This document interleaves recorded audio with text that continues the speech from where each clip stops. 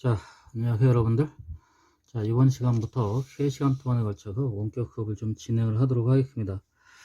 자, 관련된 내용들은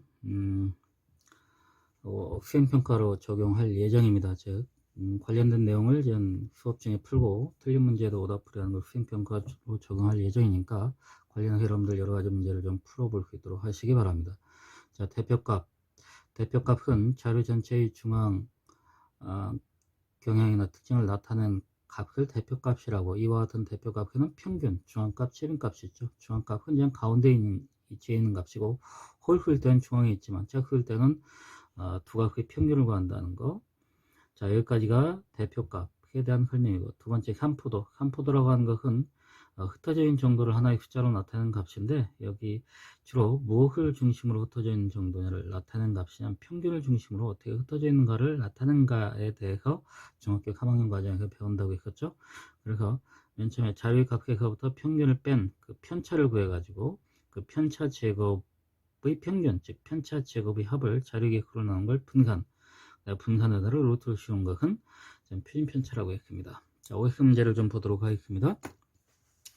자, OX 문제는 일반적으로 여러분들이 좀 쉽게 주로 개념을 확인할 수 있도록 제시가 된 문제가 될 것 같습니다. 자, 선생님 좀 풀어보다가, 자, 첫 번째 문제입니다. 첫 번째 문제.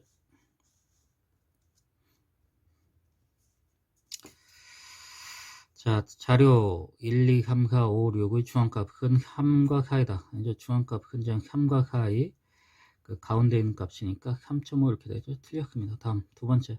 자료 1, 2, 3, 4의 최빈값은 1이다. 최빈값 1 맞죠?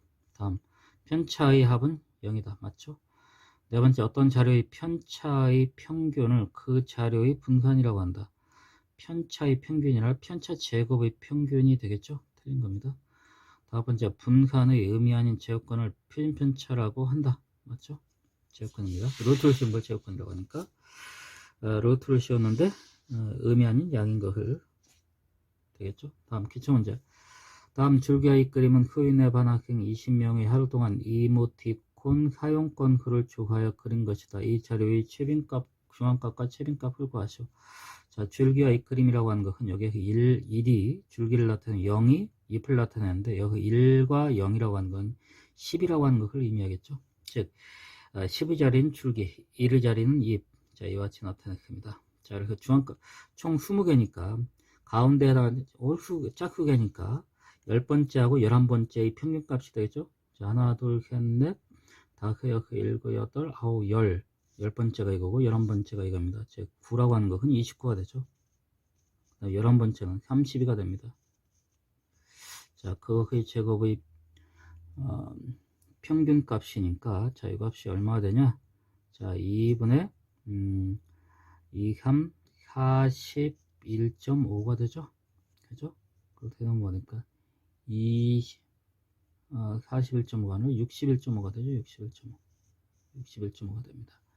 자, 그래서 61.5 나누기 2가 되니까 얼마가 됩니까? 30.5가 됩니까? 잠깐만요. 계산 자체가 좀 틀렸네요. 자, 2분의 얼마가 됩니까? 61이 되죠? 61. 그러니까 얼마가 됩니까? 30.5라고 하는 값이 구해졌습니다. 이게 바로 뭡니까?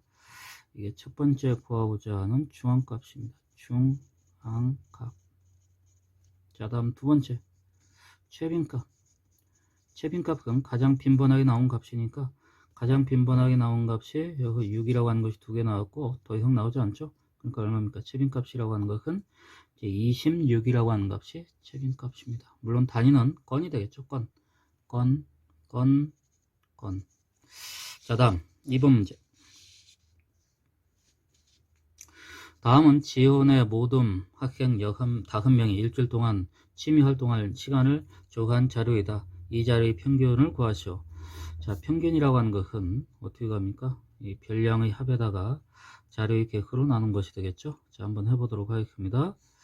자, 2 더하기 5 더하기 6 더하기 3 더하기 4 나누기 5가 되겠죠? 자, 그렇다면 5분의 얼마가 됩니까?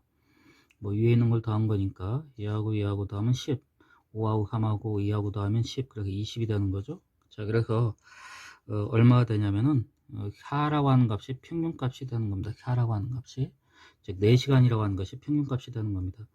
두 번째, 다음 표의 빈칸을 알맞게 채우시오. 자, 빈칸이라고 하는 것은 이 하가 되니까 평균이라고 하는 것이 하가 되니까 편차라고 하는 건 뭡니까? 자료의 값을 평균으로 뺀 것이 되겠죠. 그러니까 편차는 뭐가 됩니까? 마이너스 5의 극 하를 빼니까 1, 6의 하를 빼니까 2, 3의 극 하를 빼니까 마이너스 1, 4의 극 하를 빼니까 0. 이것이 편차가 되겠죠. 편차의 제곱은 마이너스 2의 제곱은 4, 그 다음에 1의 제곱은 1, 4, 1, 0. 그렇죠? 자, 분산이라고 하는 것은, 뭐 편차 제곱의 합, 즉 4 더하기 1 더하기 4 더하기 1 더하기 1 더하기 0을 뭘로 나눈 거? 자, 자료의 계수가 다각계니까 5로 나눈 것이 되겠죠? 계산하면 뭐가 됩니까? 조금 올려보도록 하겠습니다. 자, 그럼 얼마가 되냐? 5분의 얼마가 됩니까? 10이 되는 거죠? 그래서 분산은 얼마가 되냐? 분산은 이제 2라고 하는 값이 되는 겁니다. 그 다음 표준 편차라고 하는 거. 자, 첫 번째, 그 다음에 두 번째. 표준 편차. 자, 표준 편차라고 하는 값은 2의 양의 제곱근. 자, 루트 2가 되겠죠? 그래서 분산은 2시간. 그 다음에 표준 편차는 루트 2시간이라고 하는 거 우리가 구할 수가 있습니다. 자, 여기까지 했고, 다음 교과 페이지 207페이지로 진행하도록 하겠습니다. 자, 207페이지입니다.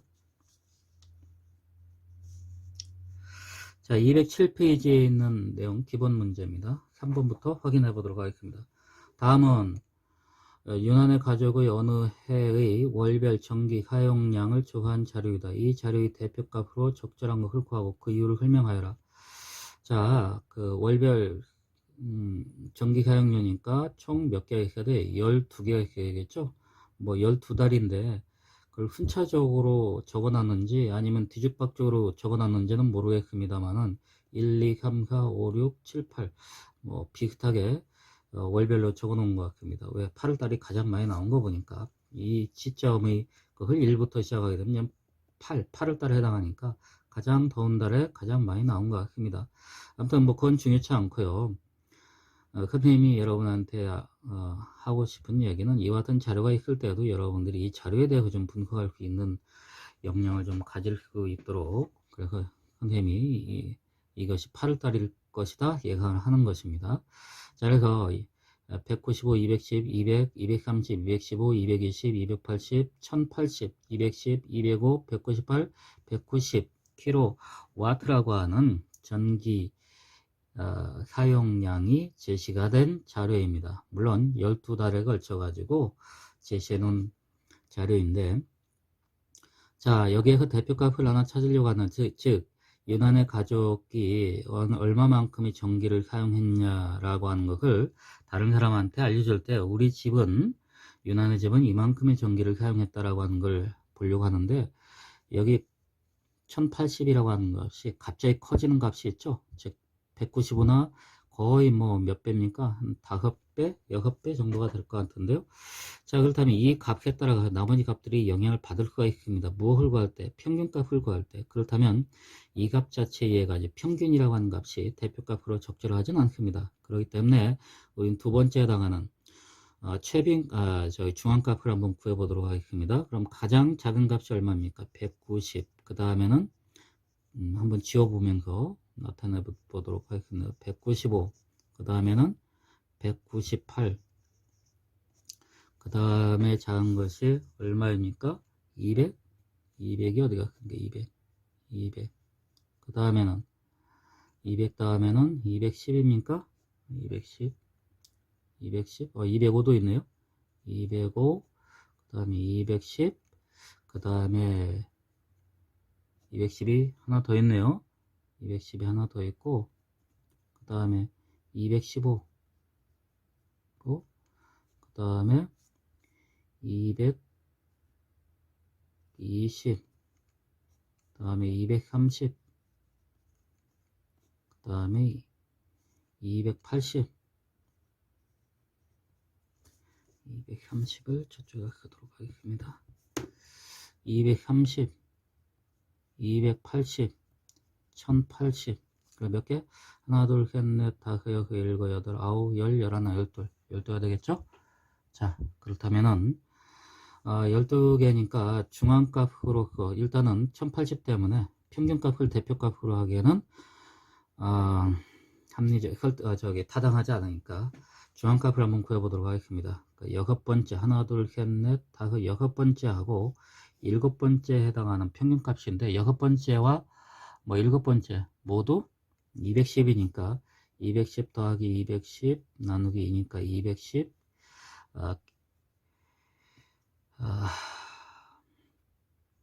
이라고 하는 값을 우리가 대표값으로 좀 설정하면 되겠죠. 그렇죠? 그렇다고 그 값 자체가 또 최빈값이 되네요. 그래서 자, 여기에 흔한 중앙값으로서 대표값을 설정해야 된다. 다음 4번 문제.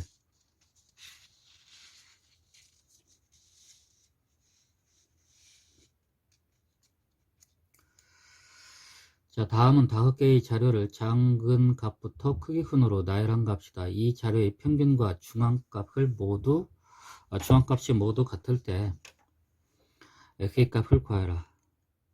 자료 순으로 나열을 했다고 했으니까, 크기 순으로 나열을 했다고 했으니까 이 가운데 있는 값이, 즉 5개의 자료 중에서 가운데 있는 값이 평균인과 동시에 이 값이 중앙값이 되겠죠. 그렇죠?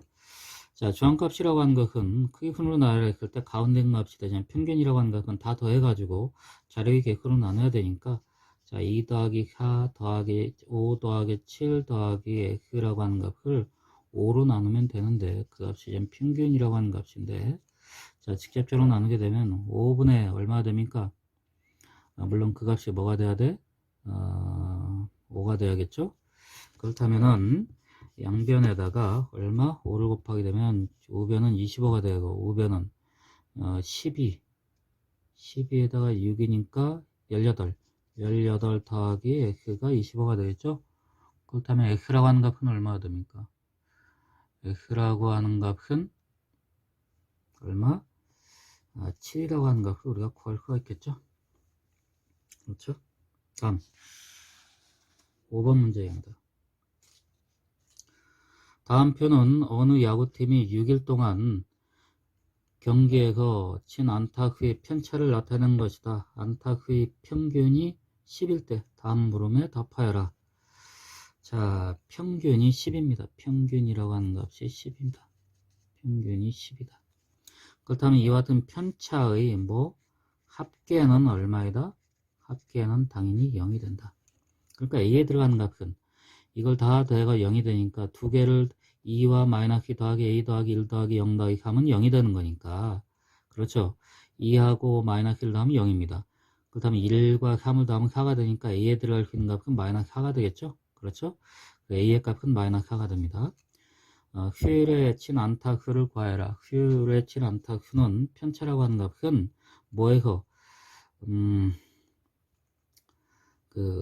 휴일에 친 안타 수, 즉 자료의 수죠? 안타 수, 수요일 안타 수에서 무엇을 빼면은 평균이라고 하는 값을 빼면은 그게 편차인데 그 값이 뭐가 된다? 마이너스 4가 된다. 그럼 휴일에 친 안타 수는 모릅니다. 하지만 평균은 얼마입니까? 한번 더 써볼까요? 휴일에 친 안타 수 빼기 평균이라고 하는 값은 10입니다. 그게 마이너스 4가 되겠죠? 그러니까 휴일에 치는 안타 수는 몇 개가 돼야 된다? 몇 개가 돼야 돼? 6이라고 하는 값을 우리가 구할 수가 있다는 거죠. 그렇게 6개가 정답입니다. 다음 6번 문제를 보도록 하겠습니다. 자, 6번 문제. 다음은 학생 5명의 기술 수행평가 점수의 편차이다. 이 학생들의 기술 수행평가 점수의 표준편차를 구하시오. 자, 편차라고 했으니까 표준편차는 분산의 양의 제곱권, 즉 루트를 씌운 거니까 일단 분산을 구해야겠죠. 이와 같은 것의 분산은 자 어떻게 구합니까? 일단 편차니까 마이너스 3의 제곱 더하기 0의 제곱 더하기 4의 제곱 더하기 마이너스 2의 제곱 더하기 1의 제곱을 뭘로? 5로 나눈 것이 되겠죠. 그러니까 그 값이 얼마가 됩니까? 5분의 마이너스 3의 제곱은 9 더하기 0 더하기 4의 제곱은 16 더하기 4 더하기 1이 되겠죠. 자, 그렇다면 그 값이 얼마가 되냐면은 얼마가 됩니까? 5분의 9하고 1 더하면 10이 되는 거죠. 16하고 4를 더하면 20이 되니까 30이 되는 거죠. 그러니까 얼마의 값을 구할 수가 있습니까? 6이라고 하는 값을 우리가 구할 수가 있죠. 6. 자, 그러므로 표준 편차는 얼마가 됩니까? 분산의 양의 제곱권 루트를 치운 거니까 루트 6이라고 하는 값을 우리가 구할 수가 있겠죠. 물론 단위는 점이 되겠죠. 자, 다음 7번 문제입니다. 7번. 다음 표는 허진이와 준우가 6회에 걸쳐 실시한 턱걸이 개수를 조사해 나타낸 것이다. 두 학생의 턱걸이 개수의 평균이 15번으로 같을 때 다음 물음에 답하여라. 자, 평균이라고 하는 값이 여기서 주어져 있는 평균 이 값이라고 하는 것이 15입니다. 15인데 두 학생 모두 다 15번으로 같다는 얘기죠. 첫 번째, 두 학생의 턱걸이 개수의 표준편차를 각각 구하시오. 표준편차. 그 다음에 두 번째에서는 두 학생 중에서 턱걸이 개수가 더 고르게 나타난 학생을 말하고 그 이유를 설명하시오.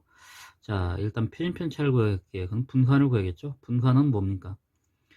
편차의 제곱의 평균값이죠. 그러니까 편차를 구해야겠죠. 편차라고 하는 것은 자료의 값을 평균값으로 뺀 값이니까 일단 편차를 이 밑에다 좀 써볼까요? 위에다 써볼까요? 허준이의 편차, 그 다음에 밑에다가는 준우의 편차. 자, 맨 처음에 14에서 15를 빼니까 마이너스 1.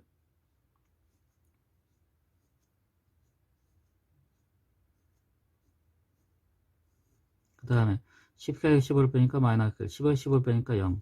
14에서 15를 빼니까 마이너스 1. 16에서 15를 빼니까 1. 17에서 15를 빼니까 2. 물론 이걸 합하게 되면 이제 0이 되겠죠. 자, 다음 준호는 13에서 15를 빼니까 마이너스 2. 11에서 15를 빼니까 마이너스 4. 15에서 15를 빼니까 0. 15에서 17을 빼니까 2. 18에서 15를 빼니까 3. 16에서 15를 빼니까 1. 그렇죠? 물론 이것도 더하면 0이 되겠죠. 자, 표준편차입니다. 저기 분산입니다. 서준의 분산은 맨 처음에 요 밑에다 한번 구해볼까요? 자, 분산을 구하는데 첫 번째 누구 거? 서준이의 분산을 구해보도록 하겠습니다. 자, 얼마입니까? 하나, 둘, 셋, 넷, 다섯, 6번입니다. 6회에 걸쳐가지고. 이것들을 제곱해가지고 더하게 되니까 마이너스 1 제곱 더하기 마이너스 1 제곱 더하기 0의 제곱 더하기 마이너스 1 제곱 더하기 1 제곱 더하기 2의 제곱이니까 1111 4에다가 여기 얼마입니까? 4니까 제곱을 하면 이제 2의 제곱은 4가 되니까 8이 되겠죠? 8이 되겠습니다. 그러니까 분산은 얼마가 됩니까? 3분의 4라고 하는 값이 분산이 되는 겁니다. 그렇죠? 두 번째 준우라고 하는 학생은 자, 편차의 제곱이 마이너스 2 제곱 더하기 마이너스 4 제곱 더하기 0의 제곱 더하기 2의 제곱 더하기 3의 제곱 더하기 1이니까 4 한번 해볼까요? 4 더하기 16 더하기 0 더하기 4 더하기 9 더하기 1이 되니까 얼마 됩니까? 10, 20, 34. 자, 6분의 34라고 하는 값을 우리가 구할 수 있습니다. 자, 2로 나누게 되면 3분의 얼마가 됩니까? 3분의 17이 됩니까? 17. 17. 이게 서준이의 분산은 3분의 4고 준우의 분산은 3분의 17입니다. 그러니까 필름 편차는 어떻게 됩니까? 표준 편차. 표준 편차. 첫 번째, 두 번째, 표준 편차. 첫 번째, 서준이의 표준 편차는, 그렇죠? 얼마입니까? 3분의 4에다가 양의 점을 루트를 씌운 거니까 유료를 하게 되면 3분의 얼마 됩니까? 2 루트 3이라고 하는 값을 우리가 구할 수가 있겠죠? 3분의 2 루트 4 3분의 2 루트 4 뭐 회? 뭐 회. 다음 두 번째, 뭐 회나 번이나 주둔하고 하는 학생은 어떻게 됩니까? 루트를 씌우게 되면 루트 3분의 17 유료하게 되면은 3분의 루트 51이라고 하는 값을 구하겠죠. 자, 그래서 두 학생의 턱걸이 객의 표준 편차는 서준은 3분의 2 루트 3, 그 다음에 준우는 3분의 루트 51이 됩니다. 3분의 루트 51. 조금 위로 올려보도록 하겠습니다. 3분의 루트 51. 자, 두 번째, 두 학생 중에 턱걸이 객수가 더 고르게 나타나는 학생을 말하고 그 이유를 설명하죠. 작은 값이 되겠죠. 작은 값, 즉 표준 편차가 작은 값이 더 고르게 나왔다는 거죠. 무엇을 중심으로? 평균을 중심으로 더 조밀조밀하게 나온 거니까 더 고르게 나온 것이 되겠죠.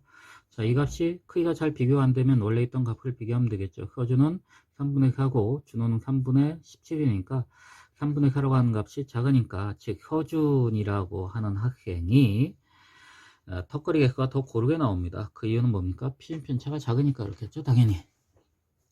그렇죠? 다음 도전 문제입니다. 8번 문제. 다음을 읽고 두 학생의 대화를 모두 만족시키는 A하고 B 값을 구하시오. 이게 누군지 모르지만 남학생입니다. 4, 8, 16, 17 A의 중앙값은 8이야. 8. 중앙값이 8이 되려면은, 자 봅시다. 4, 8, 16, 17 이게 5개 중에서 8이 되려면은 A라고 하는 값이 4, 8, 16, 17인데 중앙값이 8이 되려면은 A라고 하는 값이 뭔가 여기 있던지 최대한 뭐야? 8과 같아져야겠죠.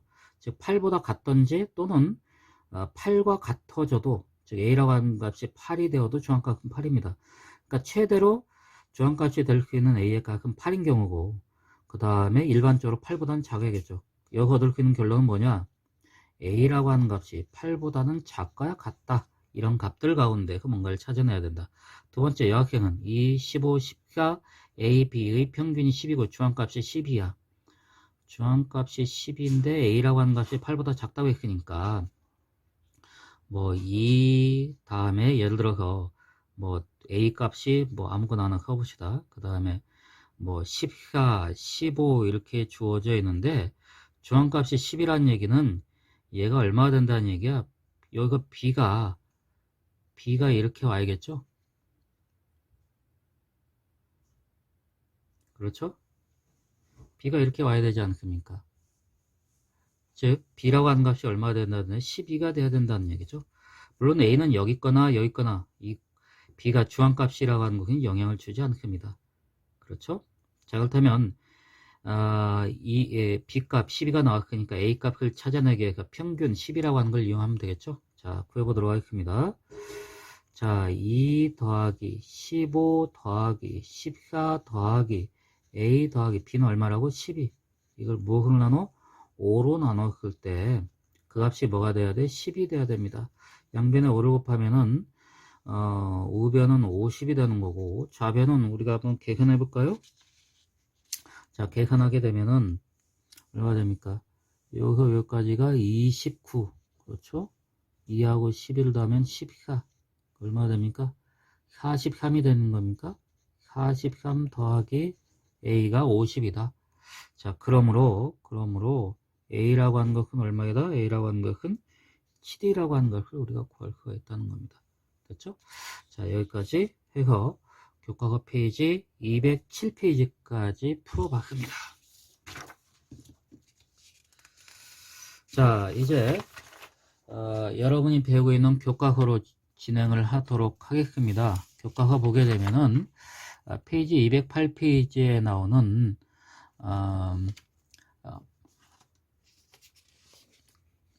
상대 도수의 분포 그래프에서 평균과 중앙값을 비교해보는 문제가 나옵니다. 한번 읽어보시기 바랍니다. 다음 209페이지에 있는 내용은 적절한 대표값의 선택. 한번 읽어볼까요, 선생님이? 209페이지입니다. 미국 프로야구에서는 한때 선수들의 파업으로 경기가 장기간 취소된 적이 있다. 파업 이유는 선수들과 구단들 사이의 마찰 때문이다. 구단주들은 여론을 유리한 방향으로 이끌기에 평균 연봉이 13억이나 되는 선수들이 파업하다니 라고 하면서 엄청난 연봉을 받는 선수들이 욕심을 부린다는 식으로 홍보해 야구 팬들의 비난을 유도하였다. 이러한 의도는 적중하였고 한 아동팬은 돈을 더 원하면 내 용돈을 가져가라 라고 큰 팻말을 들고 야구장에서 항의 표시를 하였다고 한다. 실제로 그 당시 선수들의 평균 연봉은 13억이었다. 그러나 중앙값은 그보다 훨씬 적은 4억 원이었고 최빈값은 3억 원이었다. 이와 같은 차이가 발생한 것은 고액 연봉을 받는 선수들이 몇 명 있었기 때문이다. 따라서 구단주들의 입장에서는 여론을 유리한 방향으로 이끌기에 평균 연봉을 이용하는 것이 당연했고 이에 대해 선수들의 입장에서는 최빈값을 이용하여 대응했어야 했다. 반면 야구 팬들의 입장에서는 중앙값을 고려하여 양측 주장의 적절성을 판단했어야 했다. 그런데 일반적으로 우리가 평균이라고 하는 단어를 많이 쓰기 때문에 흔히 일반 사람들은, 여러분들은 아니겠지만 중앙값이나 최빈값에 대해서는 잘 익숙하지 않습니다. 그래서 평균이라고 하는 값을 보도를 냈을 때 그 평균이 차지하고 있는 어떤 집단의 대표값이라고 하는 것은 나머지 두 값, 즉 중앙값이나 최빈값보다도 굉장히 파괴력이 있는 값이 되는 겁니다. 그래서 아마 그 아동이 연봉이 부족하면 더 원하면 내 용돈을 가져가라고 하는 이 캐치 플랜이 아마 좀 더 그 일반 국민들에게 더 먹혔다고, 더 설득력이 있었다고 생각합니다. 즉 일반적으로 평균에 대해서 잘못 인지를 하고 있다는 얘기죠, 결론적으로. 자, 교과서 그 다음 페이지 상관관계에 대해서 들어갈 거고, 교과서 페이지 212페이지로 들어갑니다. 자, 212페이지부터 들어가는 맨 위에 제시가 되어 있는 한점도와 상관관계란 무엇인가? 요걸 이해하는데 여러분들이 좀 더 쉽게, 이건 어려운 내용이 아니라 그냥 읽어가면서 이해를 하면 됩니다. 내가 여러분한테 얘기한 것처럼 통계는 어려운 내용이 아니다. 그냥 이해를 하면서 넘어가면 된다. 그래서 고등학교에서 문과생들이 이해할 수 있도록 만들어 놓은 수학 교과에서의 한 분야다. 이렇게 이해를 가르친 적이 있죠. 한번 읽어가면서 선생님이 설명을 하도록 하겠습니다. 자, 한점도와 상관관계는 무엇인가? 다음 표는 어느 중학교 3학년 학생 20명의 양손의 악력이라고 하는 것은 그림에 주어져 있는 것처럼 눌렀을 때 손의 힘이 얼마인가를 나타낸 힘의 단위 표시가 되겠죠. 악력을 조사하여 나타낸 것이다. 자, 1번 학생부터 해가지고 20번 학생까지 있습니다. 자, 1번부터 20번까지 있다는 얘기는 굉장히 소규모죠. 우리도 이렇게 바뀌었으면 좋겠죠. 남학생들은 여학생들은 33명인데 그 가운데 그 10명이 없다고 생각해 보시기 바랍니다. 여름철에도 덜 덥겠죠. 그렇죠. 일단 공간이 넓게 되면 분쟁이 없답니다. 그걸 G 실험에서 나타낸 건데 1제곱미터에다가 G를 많이 집어넣은 거하고 적게 집어넣은 거하고 그 스트레스 지수를 파악한 적이 있는데, 스트레스 지수를 어떻게 파악하냐? G는 혈액을 채취해가지고 거기에서 스트레스 지수가 나타나는 혈액의 어떤 수치를 가지고 우리가 확인하면 되겠죠. 그랬을 때 역시 넓은 곳에서 생활한 G가 스트레스를 적게 받는다고 합니다. 물론 여러분들을 G로 비교할 건 아니지만 여러분들도 넓은 공간을 생활하는 것이 좀 더 스트레스를 덜 받게 되겠죠. 그래서 지금 우리 학교의 그 여학생들은 스트레스를 굉장히 많이 받고 있다. 생각하면 되겠죠. 자, 일단 1번부터 해가지고 20번까지 양력을 조사했습니다. 뭐 일단은 큰 차이가 없죠. 1번 학생 같은 경우에 오른쪽에 양력이 36.3, 39.1 쭉 있습니다. 쭉 있고 한번 여러분도 한번 보시기 바랍니다. 비슷한데 8번 학생은 전 23.4고 왼손이 19.3입니다. 오른손잡이가 되겠죠. 비슷한데 어느 쪽에 한쪽이 크다는 얘기는 그 한쪽의 악력이 크다는 얘기가 되겠죠. 그럴 때 우리는 한쪽 팔을 또는 한쪽 손을 오래 많이 사용한다 이렇게 되겠을 것 같습니다. 1번 이 자료에서 학생들의 오른손 양력을 X 일반적으로 좌표축에 X축 킬로그램, X 킬로그램, 오른손 양력을 Y 킬로그램이라고 할 때 Y축으로 나타내는 Y 값이라고 할 때 순서상 X, Y를 좌표로 하는 점을 아래의 좌표 평면에 나타내 보시오. 자, 나타내 볼까요? 자, 교과서에서는 실제로 그것을 아주 정확하게 나타냈습니다. 볼까요? 자, 앞의 개념 열개에서 학생들의 오른손 악력 X킬로그램, 왼손의 양력 Y킬로그램에 대한 순서상 X, Y를 좌표로 한 점을 좌표 평면에 나타내면 다음과 같다. 즉, X좌표축 위에다가 X좌표값, 그 다음에 Y좌표에다가 Y좌표값을 나타내는 것과 같습니다. 함께 우리가 배운 거죠. 자, 그럴 때 이와 같이 두 별량 X, Y의 순서상 X, Y를 좌표 평면에 나타내는 그림을 두 별량 X, Y의 한점도라고 한다. 이 그림을 뭐라고 하죠? 한점도. 그렇죠? 근데 이 그림을 우리가 많이 봤었죠? 어디에서? 함수에서. 함수에서는 이런 걸 뭐라고 했습니까? 그래프. 무엇을 가지고 그래프라고 했습니까? 좌표, 순서상 X, Y를 좌표 평면에 나타낸 점들의 모임이죠. 그죠? 일반적으로 함수는 그래서 어떤 일직선 형태가 되는 것이 많았죠. 물론 점 있는 경우도 많았고, 통계에서는 그와 같은 그림을 뭐라고 하죠? 그래프라고 하지 않고 한점도라고 한다. 이것이 중요한 내용입니다. 조금 올려보도록 하겠습니다.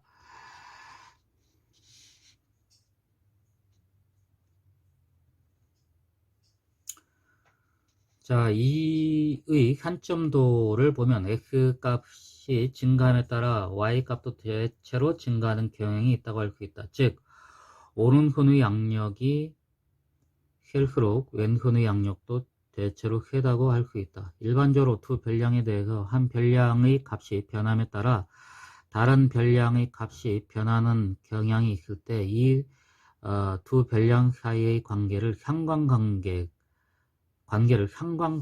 한다. 상관관계.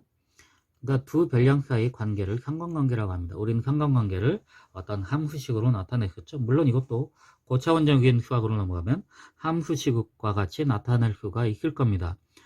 특히 한 별량의 값이 증가함에 따라 다른 별량의 값도 대체로 증가하는 경향이 있을 때 이 두 별량 사이에는 양의 상관관계가 있다.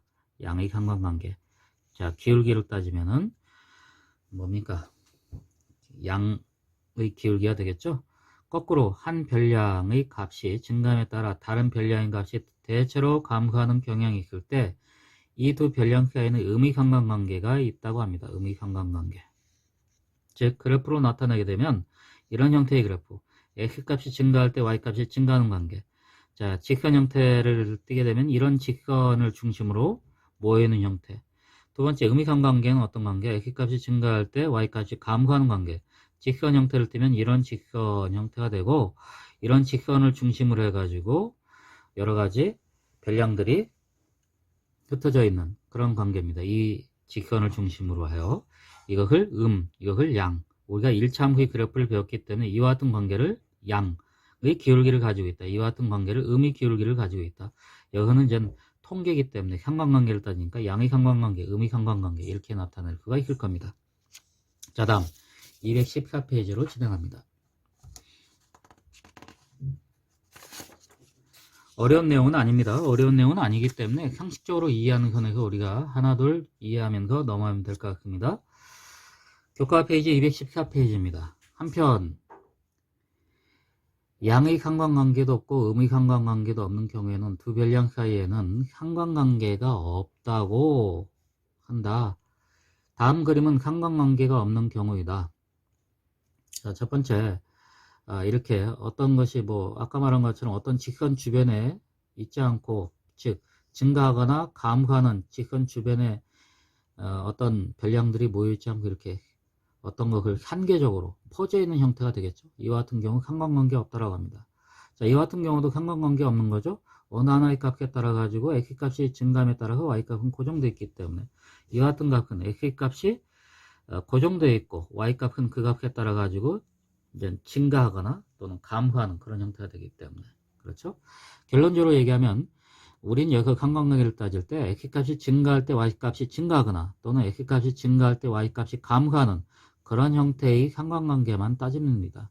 이런 x값이 증가할 때 y값이 증가하는 관계나 또는 x값이 증가할 때 y값이 감소하는 이런 형태의 상관관계, 두 가지 상관관계를 가지고 따질 겁니다. 나머지에 대해서는 상관관계가 없다라고 하고 여러분이 인식을 하면 될 것 같습니다. 자, 다음 문제 1번 내용입니다. 자, 다음 그림은 어느 해 12개 축구팀의 득점과 승점에 대한 산점도이다. 산점도가 뭐라겠죠? 나타낸 그림이다. 좌표평면에 나타낸 그림이다. 자, 그림인데 두 별량 사이 상관관계를 말하시오. 상관관계를 말하는데 봅시다. 지금 예를 들어서 몇 점을 했을 때 승점은 얼마이다. 일반적으로 이겼을 때는 승점, 비겼을 때는 승점이 1점이 되죠. 이겼을 때는 승점이 2점 됩니다. 패했을 때는 얼마 됩니까? 반대가 되겠죠? 그렇죠? 자, 그건 중요치 않고, 자, 아무튼 이것을 x축으로 보고 득점을 x축으로 보고 승점을 y축으로 봤을 때 x축이 증가할 때 y축이 증가하고 있습니까? 즉 x값이 증가할 때 y값이 증가하고 있습니까? 또는 x값이 증가할 때 y값이 감소하고 있습니까? 또는 x값이 증가할 때 y값이 변함이 없던지 y값이 증가할 때 x값이 변함이 없던지 이런 형태를 가지고 있습니까? 자, 보니까 이렇게 직선을 중심으로 해서 이 값 사이에 다 분포가 되어 있는 것 같죠? 즉 무슨 말이냐, x값이 증가할 때 y값이 증가한 형태를 가지고 있다. 그러니까 이와 같은 상관관계를 우리는 어떤 상관관계라고 하자? 상관관계라고 하자. 이와 같은 상관관계를 양의 상관관계라고 하자. 그렇죠? 자, 밑에 있는 내용까지 설명하고 바로 끝내도록 하겠습니다. 오른쪽 그림은 두 별량 xy에 대한 산점도이다. 이 산점도에 대한 준우와 하은이의 의견 중에서 누구 의견이 옳은지 토론하시오. 토론하기 전에 이와 같은 상관관계가 어떤 상관관계에 있다고 했을까요? 어떤 값을 중심으로 해서 x값이 증가할 때 y값이 증가합니다. 하지만 어떤 값을 중심으로 해가지고 x값이 증가할 때 y값이 감소한 형태가 됩니다. 그렇다면 이것을 양의 상관관계에 있다고 할까? 음의 상관관계에 있다고 할까? 그렇죠? 우리는 어떤 x값 전체를 가지고 살펴봤죠. x값을 어떤 범위로 따져가지고 이 값까지는 양의 상관관계, 이 값부터는 이제 음의 상관관계, 이런 관계는 배우지 않았습니다. 그러니까 이와 같은 상관관계를 이 밑에 있는 내용을 읽기 전에 이와 같은 관계는 아무런 상관관계가 없다. 이와 같이밖에 얘기할 수 없습니다. 준호는 x값이 증가함에 따라 y값이 대체로 감소하는 경우에 그러니까 두 별량 사이에는 음의 상관관계, 이거 아니죠. 증가할 여기까지는 증가할 때 증가하죠. 하는 x값이 증가할 때 y값이 대체로 증가한다고 할 수도 없고 감소한다고 할 수 없으니까 두 별량 사이에는 상관관계가 없다. 이와 같은 내용이 맞을 것 같습니다. 자, 오늘은 교과서 페이지 214페이지까지 했습니다. 다음 시간에는 그 다음 페이지부터 하도록 하겠습니다. 일단 215페이지 있는 내용은 여러분이 한번 읽어볼 수 있도록 하고 다음 시간에는 216페이지부터 진행하도록 하겠습니다.